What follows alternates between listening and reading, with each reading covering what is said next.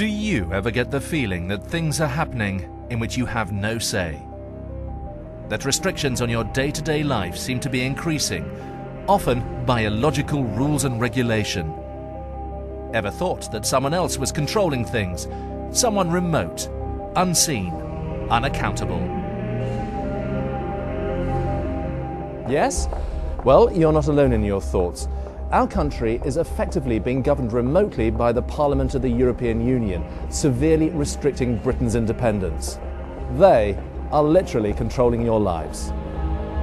No one's ever told us before the fact that 75% of the laws by which we live every year aren't made in Westminster, aren't made by the MPs we vote for, they're made by these Brussels institutions. Literally everything, from whether our local post office is going to close to collection of bins, is decided here in Brussels. And it's the story that nobody wants you to know. 100,000 new regulations have come into force since 1973 as a direct result of Britain's EU membership. These rules cover a range of domestic issues such as immigration and asylum policy, energy policy, transport, health and safety, and VAT, to name a few. They are zealously enforced by our own bureaucrats, many of whose salaries are paid from your council tax and business rates. The EU's power was set to be extended with the creation of the EU Constitution, the foundation for a very powerful European superstate. But 2 years ago, the people of France and the Netherlands had a referendum on that proposed EU constitution. It was roundly rejected and stopped the constitution in its tracks, or so we thought. Undaunted, the EU have ignored democracy and pushed forward with an alternative.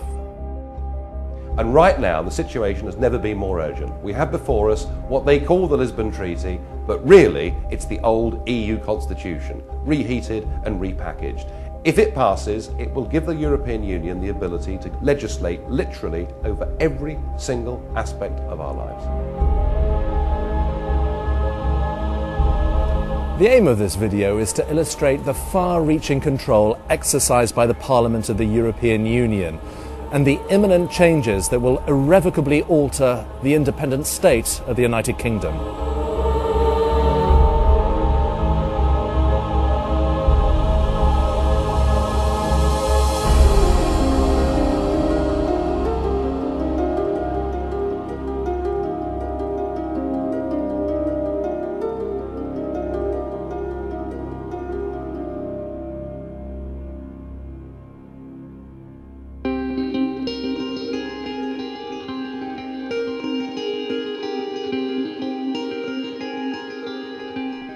Britain is an overcrowded island, and our infrastructure is no longer coping. In the league table of top 10 economies, England is the most densely populated, even beating Japan, India and China. Our graph of population growth has received a very significant increase in the last few years, courtesy of EU Directive 2004-38, formally opening UK borders to any EU citizens to come to work, live and build their families in the UK and enjoy the benefits of a state welfare system unrivaled in the EU.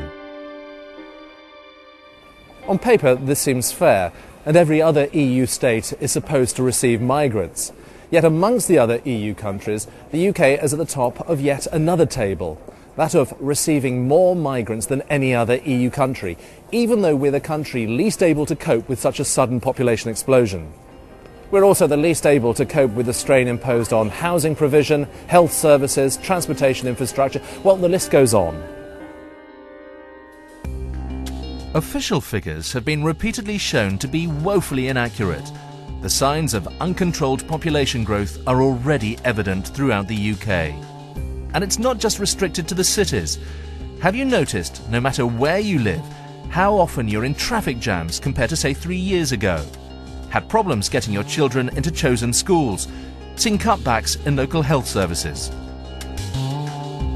It is putting a strain on services. Of course it is, because there are more people coming into the country, but there doesn't seem to be any more funding. So, of course, something's got to break somewhere. I think it is a worry. Drain on resources, much more crowded, things going up, and yeah, it's a concern.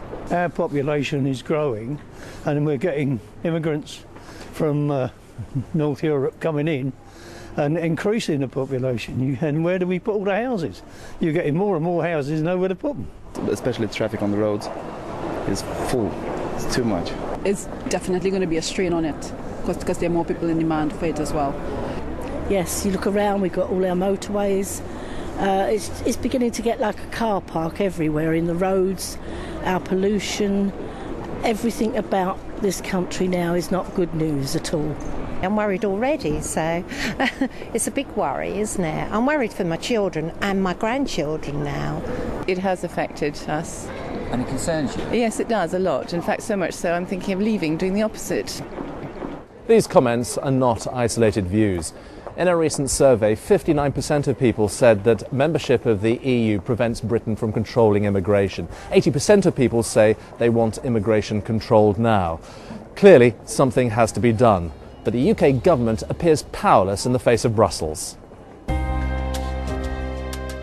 It is set to get worse. The right of entry into Britain has been granted to all states, including the newest EU members, such as Bulgaria, Romania, Latvia, Slovakia, Slovenia, to name but a few. Migration from these Eastern European countries has been growing at an unprecedented rate, and Turkey, with a population of over 70 million, is waiting in the wings for acceptance into the EU.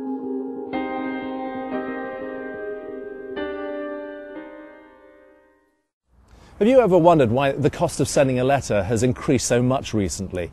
Or why you're now charged nearly 75% more for sending an A4 letter, even though it weighs no more than a standard-sized envelope? Well, we can thank EU Directive 9767.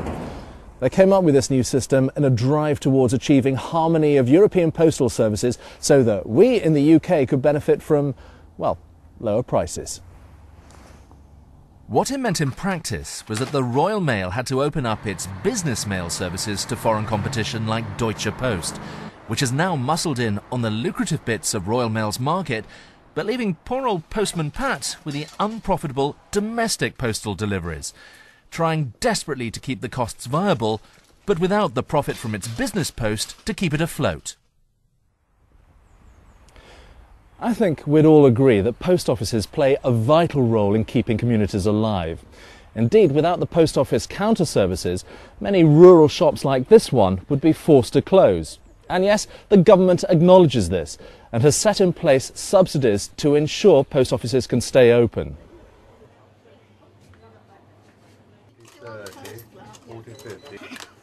But our partners in Brussels have been meddling again.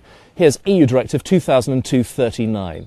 The EU Parliament insists that the size of the postal market reserved for national monopolies must be reduced and that the UK government must seek permission before any state aid is granted. Hello there.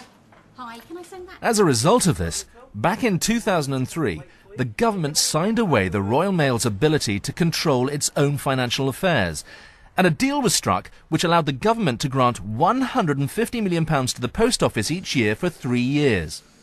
However, the cost of running the postal service is £208 million a year, which means there's a £58 million annual deficit. The government does not have permission from the EU to increase the grant, and so the debt is increasing, and matters will only get worse as inflation rises. Result? Closure of post offices all over the country. The bottom line?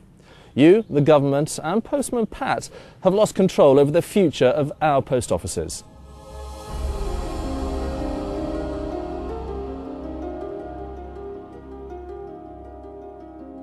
Let's talk about what we get from the EU. Every year, the UK contributes a huge amount of money into the European Union. How much? Well, just imagine I'm on my way to Brussels without payment for the year. This UK truck is full to bursting. £14 billion of taxpayers' money. OK, let's go. Obviously, our friends across in France make a similar journey each year.